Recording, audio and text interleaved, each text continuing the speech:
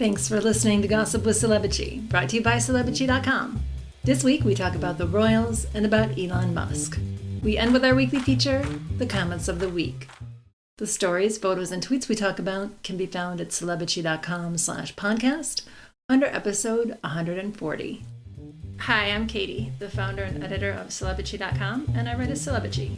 And I'm Chandra, I'm the head writer for Celebrity, and I write as Kaiser. So we're going to be off for the next 2 weeks because we have Thanksgiving in the States, and we'll have our next episode on December 3rd. And then we'll have like 2 more episodes after that, and we'll take 2 weeks off for the Christmas and New Year's and stuff. Yep. What are you doing for Thanksgiving?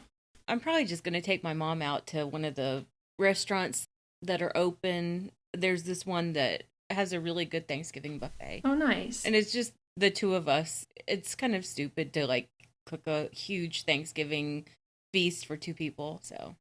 Yeah, I hear ya. I have to find out what my son is doing and if he's going to go to his girlfriend's house or not. But if he's not, I'll make some stuff here. I won't make a ton of food. I'll just make the basics and some sides and stuff. Yeah. I mean, Thanksgiving, I feel like, is the one holiday where you can just make it up. Like, you know, if you do turkey, you can do like any kinds of sides you want, I think. Yeah, you don't have to do traditional, but I'll just make like 2 or 3 things. Like I like the mashed potatoes, I like stuffing, I like the canned cranberry and gravy and stuff like that. My favorite is corn. Oh, what do you like on it? We do it like Southern style, so you boil it in Cream? water and like some half and half to give it a creamy taste, and then you add a little sugar in there. Ooh, I haven't heard of that. I think I've eaten it though, it's good. I like the crispy onions on the green beans. It's not my favorite, but I'll eat it, you know, with the creamy green beans with the crispy onions.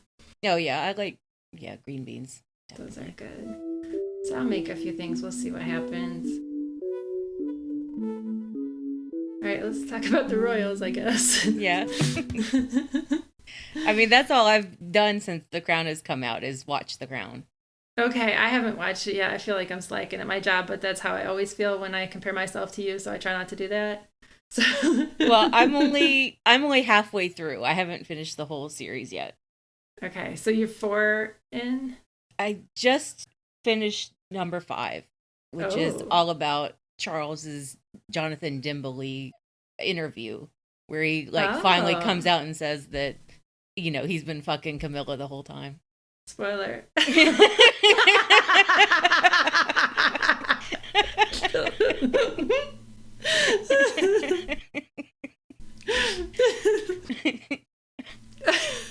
Yeah, I guess that is a spoiler for some people. So today, Thursday, when we record, you wrote about that 3rd episode called Mou Mou, because it's about Mohamed Al-Fayed and his connection to the royals. And he's the former owner of Harrods. He was the father of Princess Diana's boyfriend, Dodi Al-Fayed, who was also killed in the car crash with her. I was really surprised because, you know, the 5th season has been built up so much. Oh, it's, you know, all about the 90s. Like, there's so much material there. I find it fascinating that Peter Morgan dedicated an entire episode to introducing the Al-Fayed family and creating that, so that later on in the story, when, you know, Dodi and Mohamed Fayed reappear, it's not like they've come out of the ether. They have been there the whole time in the periphery of the royals' existence. Mohamed Al-Fayed has been trying to buy his way into British society. He's fascinated with the British royals in particular because as a young boy, he saw the Duke of Windsor and Wallis Simpson. They visited Alexandria, Egypt, which is where he lived. And he just became fascinated with that. So yeah, that led to a lifelong desire to cozy up to the Windsors in particular. And with his connections and wealth, if he was a white man, he would have been able to do that. Yeah, I think so. Yeah. And, like, I understand that British society is just full of tight-ass assholes. They were never going to just allow anyone to just buy his or her way into society. Mm-hmm. But, like, they treated him abominably. Even if, like, they weren't all jazzed about, oh, this Egyptian guy has bought Harrods and he wants to host royal events, or he's inviting us here, he's inviting us there. There's a polite way to say, no, we're not into that much, but we'll throw you a bone.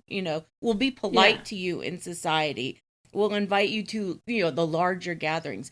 They didn't. They just wanted to shut it down completely. They didn't want to associate with him whatsoever. And he was doing it in a very polite way of, sending a formal invitation and, sponsoring some horse thing that the Queen loved. Okay. The Queen refused to speak with him or sit with him or anything. And she sent Diana over there to make nice. And Diana, charmed him completely. Aw, I bet that's a cute scene. Yeah, it is. And Elizabeth Debicki is doing a fantastic job of that, of just showing Diana's light touch and her ability to just turn on the charm, and everyone feels special in her presence.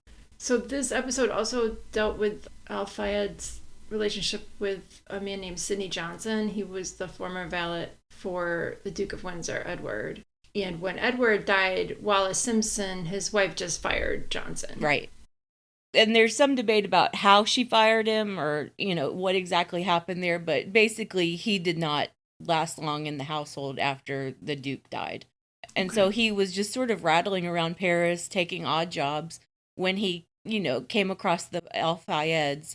And apparently Dodi had hired Sidney Johnson to work at the Ritz because Mohamed Al-Fayed had just bought the Ritz. Ooh. And the way the story plays out in The Crown is Mohamed Al-Fayed wanted Sidney Johnson fired because he didn't want a black man acting as a waiter or concierge at the hotel. And then Dodi tells his father, actually he worked for the Duke of Windsor for decades. And all of a sudden Mohammed is fascinated. And you said this episode was real damning to the Windsors, and is that because of how they treated both the valet and Al-Fayed, kind of? Well, to be fair, I think the Duke of Windsor, the way they portrayed it is the Duke of Windsor treated Sidney Johnson very well. Yeah. That he treated him like a son, the son he never had, or, pick your poison. They treated him very well for the time and for their places in society.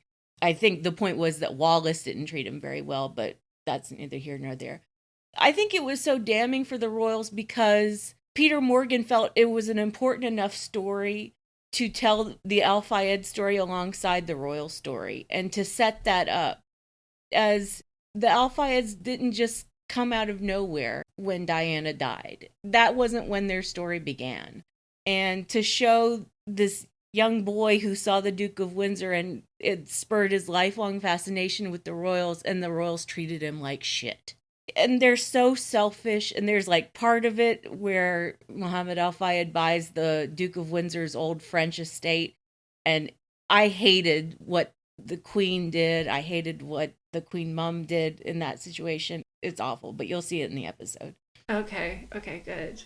So this week, when Charles and Camilla were visiting York, they were on a 2-day trip to York, a 23-year-old man in the crowd threw eggs at them and missed. It was the day The Crown came out. Ooh, I didn't know that. I didn't put that together. It was The Crown dropped on Netflix, and then a few hours later, eggs were thrown. And he shouted, "This country was built on the blood of slaves." And there's photos of it and video of it. Yeah. And he's right. And he's right about our country as well. I said this to you that, if that had happened here and someone had thrown eggs at Joe Biden and talked about this country is built on slavery, Joe Biden would have said, "You're right about that, kiddo." He would have, yeah. He would have stopped and talked to the kid. Well, I think the Secret Service would have shot him, but tackled him. Yeah, they would have tackled him or shot him or something. Yeah, I don't think he would be in that situation because we have better security for our leaders. Yeah, the security for the king was pretty bad. The guy got off 5 eggs before they moved Charles. Yeah, they seemed like they had no idea what was going on. They were just like, whatever. And Charles even looked on the ground at this broken egg like, what just happened? And no one had moved him yet. And there's photos of Charles the day before looking at tons of eggs on a table for some reason. So it's like you wrote that it's foreshadowing, or that's where the guy got the idea, oh, I could throw eggs. Remember when that guy was going around putting pies in people's faces and he got Bill Gates and stuff? I vaguely remember that. That was years ago, wasn't it? Yeah, I'm old. And you remember when that guy threw a shoe at Bush? Yeah, that was great. Yeah, that was good. That was in Iraq. Oh, Bush was doing some sort of press conference in Baghdad. It was someone with journalist credentials, and he threw a shoe at Bush. Bush dodged it. He deserved that. I remember that, yeah. Bush had some good cokehead instincts. Well, he worked out a lot. He was a little pissants, but he worked out a lot. So the guy got charged with a public order offense or something, and I hope he doesn't go to jail or anything. I mean, he'll probably have to do public service or something. I feel bad for the hecklers and the egg throwers who are getting arrested. Like the guy who called Andrew a pervert or whatever during the funeral procession. Yeah, that guy got arrested. A nonce. I'd never heard that term until Andrew. Yeah, nonce. I don't think he called him a nonce. He called him a dirty old man. That's what it was. Accurate. Mm-hmm. Completely accurate. So we saw Kate do some events this week. She went to her patronage, the Rugby World Cup, over the weekend, and then she visited the Column Manor Children's Centre outside London, where she spoke to staff about maternal mental health. And the Children's Center visit was also on the day that The Crown came out. What a coincidence. Yeah, they're panicked over there in Buckingham Palace. They're just panicked. Even poor Kate got sent out. Do something, for God's sake. And we heard that she's going to do a second Christmas Carol concert with ITV since her last one was such a success. It was not. It had terrible ratings, and everyone was so disappointed that it got so built up that she played the piano and then she didn't even do it live. She had to pre-record it. Taped. She probably did it like so many takes to get what they had. I'm going to say that again because my stupid device went off telling me that I got a package. Okay. Since the last one was such a success. I don't want to leave it in there. Because my device beeped. I don't know if you heard that shit. I heard it. I just thought, okay, she's got a little message. Yeah. No, it's telling me my Amazon crap got delivered. I ordered so much crap from Amazon. I have, side note, do you order anything from Nuts.com? No. What did you order? Yeah, I ordered some stuff for you from Nuts.com, and I order from there occasionally. They have very good prices on cashews. I fucking loved those caramel and cheese popcorns. Oh my God. All right, well, I'll send you some more for Christmas, maybe. Okay, sure. Go ahead, what are you saying? So they send me all these, promotional emails like, we've got 10% off. We'll give you a free pecan pie. And the pecan pie got me. So I was like, all right, I'm going to order. I ordered fucking $88 worth of shit from Nuts.com. Well, they probably give you, you get free shipping if you order this much, or you get this deal if you order this much. That gets me, too, on the online shopping. But, I just cannot believe how much money I spent on Nuts.com. I have this friend from AA, and she works in a gift shop at the mall, right? And she was going to go pick up a ship, and I was like, I can't go, but I'll come visit you at the mall while you're working if you want. She's like, yeah, come in. She sold me $60 worth of shit. Does she work on commission? She gave me her discount and everything. Well, that's nice. Yeah. Yeah, that was really nice. I was like, you don't have to do that. But she's like, oh, you could get this and this would be a good gift. And I was like, oh, you're right. And I just bought so much stuff. Oh, my God. I haven't even started Christmas shopping yet. Oh, anyway. This was a huge digression, but anyway. We are digressing. Okay. So Mike Tyndall, who is Princess Anne's daughter, Zara Phillips' husband, he's on the reality show I'm a Celebrity, Get Me Out of Here. And that's filming now in Australia, and it's airing in the UK. There's been no official response from the royal family, but the sources have told the press that Tyndall didn't clear it with King Charles, and that it's undignified kind of thing. So I didn't clear it with King Charles thing, I understand that. I understand, why the palace is making a big deal of it, and I also understand why Tyndall didn't really care about it. I'm not on Mike Tyndall's side, but He shouldn't have to go through the palace for that. He's his own person. He doesn't have a title. He doesn't get public funding. You know, he shouldn't have to check with King Charles for that kind of shit. Anyway. So you're saying he should have the same rules applied to him that we want applied to Meghan and Harry? Like, don't bother him. Don't bother Meghan and Harry. Don't bother him. Yeah. I get that. Like, Meghan, Harry, and Mike Tyndall have one thing in common. They're not full-time royals. They're not working royals. So the same rules should be applied to them. Right. And yeah, I get that. I think what Tyndall is doing is infinitely worse than what Meghan and Harry are doing. Yeah, because it's so down market. Because it's so cheesy and cheap. And that's the palace's problem as well. It's not that Mike didn't seek permission. It's that he's doing this really like cheesy reality show and he's getting paid to gossip about the royals. And he's being paid a relatively paltry sum to sell out his relatives. It's like just $100,000 or something like that. Well, probably about $200,000, but the shame will last a lifetime, you know? Like, if you're going to sell out the royals, do it for, you know, $100 million like Meghan and Harry did. Yeah. Well, they're doing it really in a classy way, too, by telling their story. It's not down market like some stupid reality competition show where he has to eat bull testicles. So he's like an alcoholic ex-rugby player, and I'm editorializing with the alcoholism, but I'm assuming, I mean, it takes one to know him, but come on. And so Mike admitted on the show that he got drunk at lunch on his first date with Zara. Like, at lunch. And Zara did too. That, like, they got drunk together. And he realized they make a good pair because they both like to drink a lot on a lunch date. Gross. And there's also photos of him groping a female crew member on the set of I'm a Celebrity, Get Me Out of Here. And she is off balance. He's grabbing her breast from behind. It is very obviously sexual harassment. Yeah, sexual assault. Yeah, assault, yes. And it looks like an attack because that's what it is. Like, she was completely unaware that he was coming up behind her. He picks her up off the ground and he's groping her tits. He's awful. Ugh. I felt so bad for that poor young woman. I know it.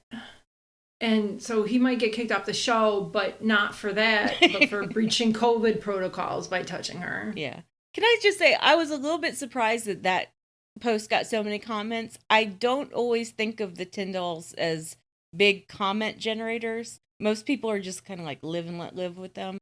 I guess the photos of him sexually assaulting that young woman, they really hit a nerve.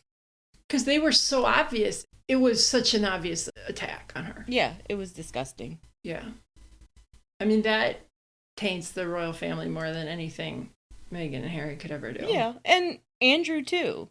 Andrew being this rampant sexual predator, best friends with the pedophile and a human trafficker. That's the royal family. Yeah. Harry and Meghan are making, you know, cute podcasts where Meghan won't even say the word bitch. You know? She's so adorable. Like, so I was listening to that, and she seems like a priss to me. She calls it the B word, and she doesn't want to reclaim it. Like, but at least to her credit, she interviewed other women who regularly use it and talk about it. Yeah, I found it a little bit too precious. Like, and like you said, a little bit too prissy. Women have reclaimed the word, I believe. And a lot of women believe that we've reclaimed that word. I mean, it's the name of my business. Yeah, exactly. And when I first started it, I had a hard time with advertising and stuff because it was such a... Remember, Don't Trust the Bee in Apartment 20... You know, they couldn't use the word bitch on television back then. It was a more charged word back then. Yeah, but I always felt like, you know, it was moving in the direction of becoming normalized and women are feeling empowered by it. Like, yeah, I'm a bad bitch. Yeah, I like that. I like the skit that you posted from the like lady sketch show. Yeah, I love that one. And it was one of their first sketches. It was one of their first episodes. And to like nail it like that with Angela Bassett, that was amazing. It rang a little too close to home for me because I do get up before my boyfriend to put my makeup on. I do that. I totally do that. And take my Foxy coat on. I love the woman who's like, I bet she's wearing comfortable shoes.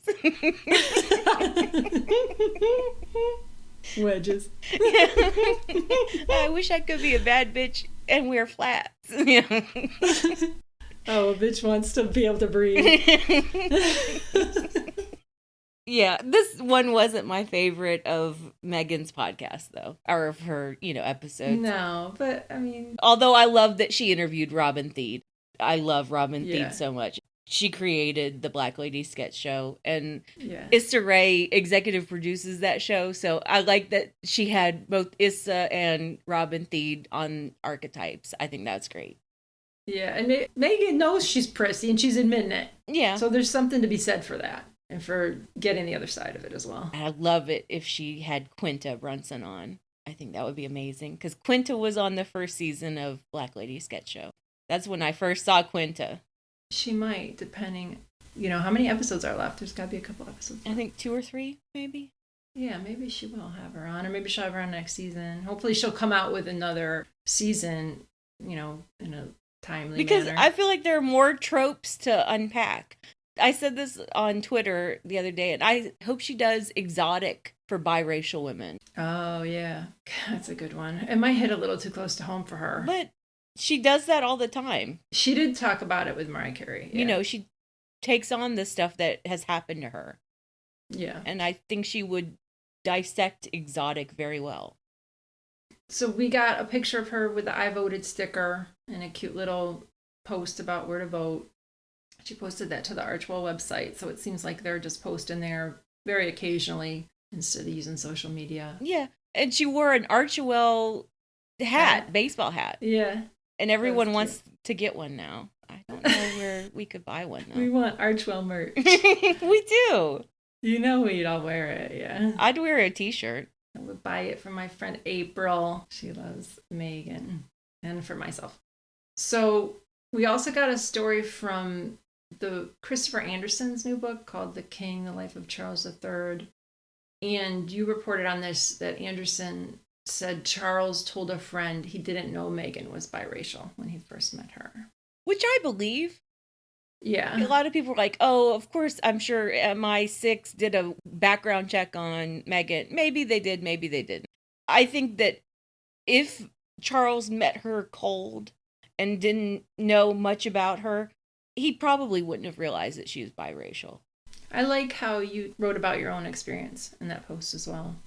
Because I bet Meghan gets the exact same thing I do. People say stupid shit to you all the time. Well, I don't even think it's stupid half the time. Like, I think it's just people guessing, and they're like trying to really figure it out. Are you Greek? Are you Hispanic?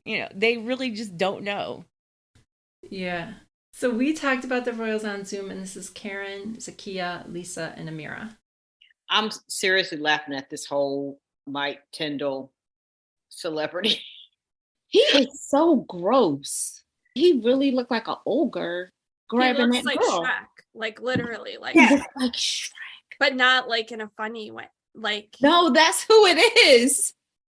And what's so funny, well, not funny, is that, the fact that he's like, oh, we got drunk on our first date, tells me everything you need to know about that family. That's all they know is just getting drunk.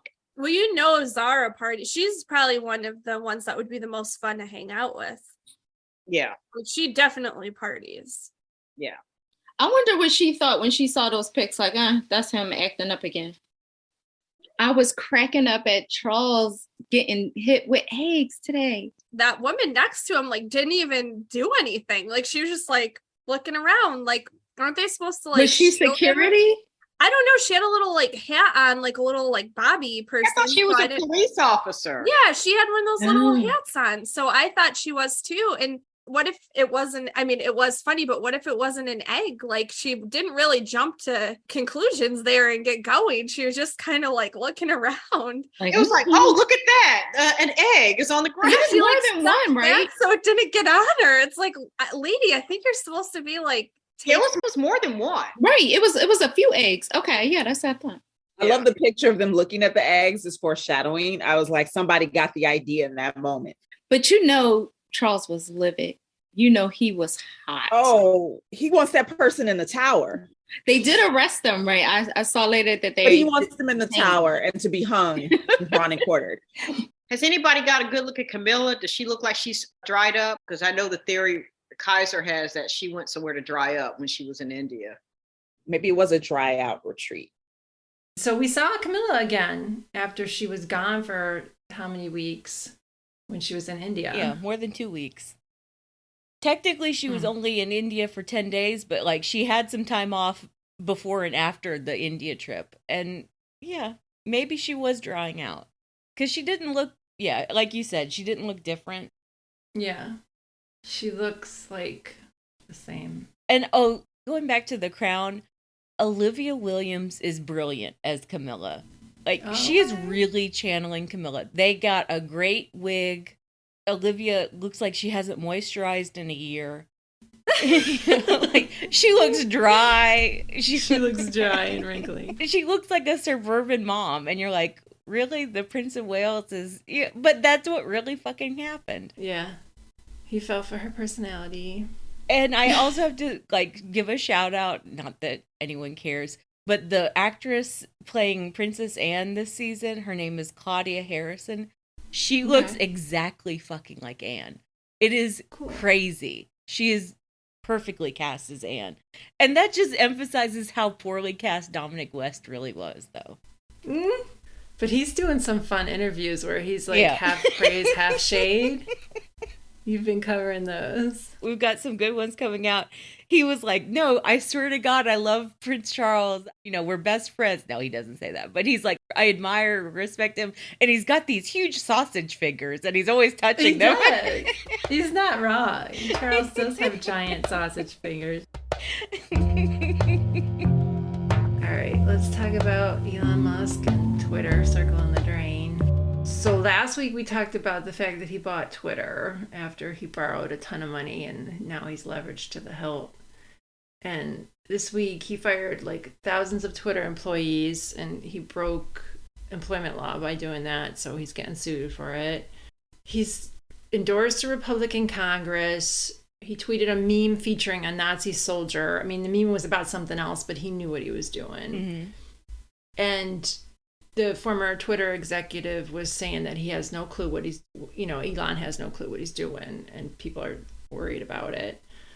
And he wants to make Twitter paywalled, supposedly. I mean, I was reading Dustin's coverage over at Pajiba just about all the shit-posting that he's been doing on Twitter. It's ridiculous that Musk has been doing. Yeah, so he does a lot of shit-posting, and he's changed the algorithm so that his posts are coming up on a lot of different feeds, even if you don't follow him. Oh, really? And even if you have him muted or blocked, his posts are coming up for people. That's so vain. Isn't it? Yes. And then there was this white check mark that said... Sorry, go ahead. You go ahead. I'm sorry. No, yeah, so he changed the check mark system in like 3 hours. He like introduced the second check mark and then he said, I'm killing it 3 hours later. It said official, and I was like, what does that mean, official versus blue check mark? So I saw it on People Magazine's Twitter feed. I was like, okay, there's like an extra layer of check mark, and then he just got rid of it a few hours later. Yeah. And today, as we're recording, he sent out an email to the remaining Twitter employees, like the half dozen that are still there in San Francisco. He sent out an email saying like, oh, our situation is so bad, you guys. We're losing money hand over fist. We got to find some way to make money. And he's like, we're too advertiser dependent. Yeah, because you alienated everyone. Although apparently he is trying to hire some people back. Oh, and he keeps on like announcing we're going to roll out this new feature. And the feature was being worked on for months before he even purchased Twitter. So he's once again like taking credit for other people's work, just like he did with Tesla. Yeah, Twitter is circling the drain. I hope somebody else buys it, soon. If Jeff Bezos waits another few months, he can probably buy Twitter for like, I would say $50 million. That would be my guess. Like average Powerball money, like average week. Yep, basically.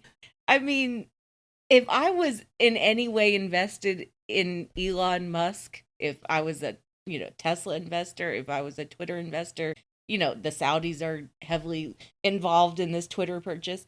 Like, I would be leaving horse heads in Elon's bed. Like, this is a horrible situation for them. Yeah. Yeah. But again, what did you expect by going all in on Elon fucking Musk? The board never should have sold it to him. They should have come up with loopholes, but... Yeah. I don't think that they could say no to the offer, though, because he was offering so much money, and they wanted to cash out.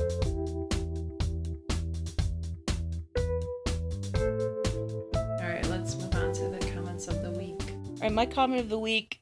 Well, this was one of the first comments on the post, and it had a lot of responses, and I kind of wanted to address it. So, A royal historian was talking once again about Prince Philip and Penelope Knatchbull, which is also quite heavily featured in The Crown. So that's why we're getting so many articles about their relationship. And it's been generally established that they had a decades-long affair, and that, you know, she was caring for him in his later years.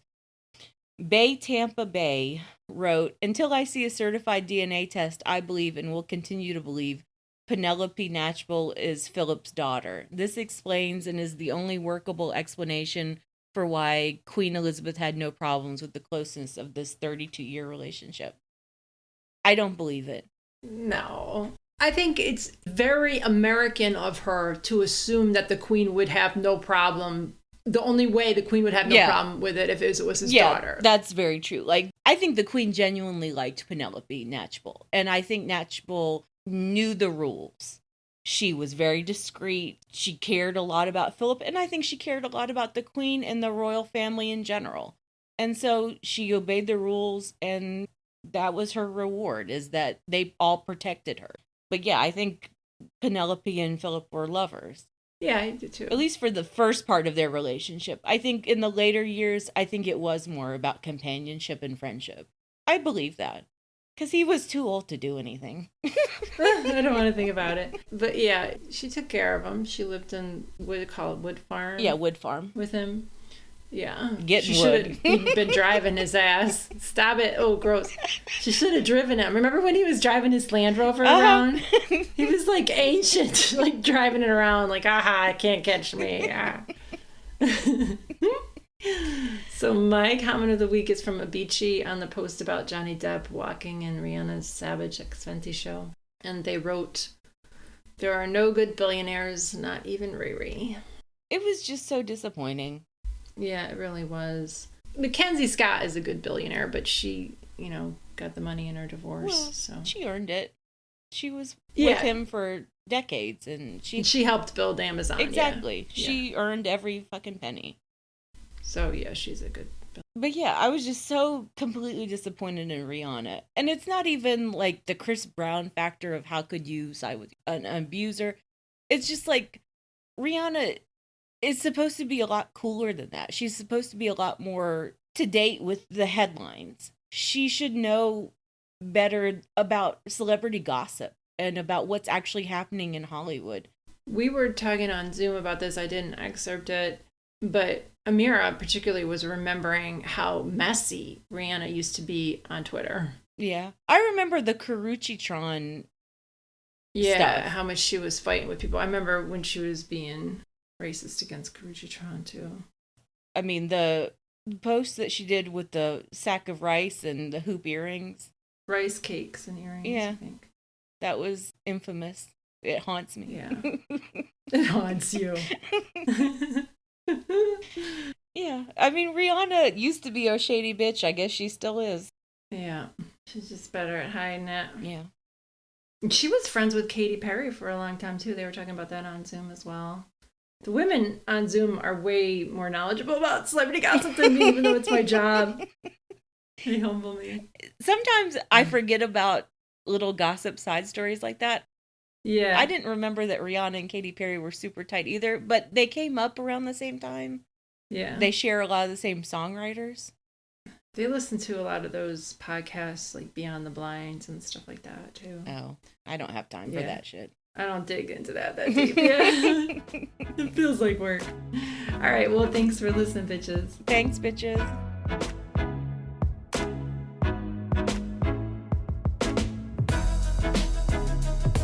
Thank you for listening to the Celebrity Podcast. Please rate, review, and subscribe wherever you listen. If you like us, please turn off your ad blocker when you visit our site. You can text us or leave a voicemail at 434-218-3219. Our music is from AA Alto, Maiden, and via Premium Beat and Sound of Picture. Thanks again.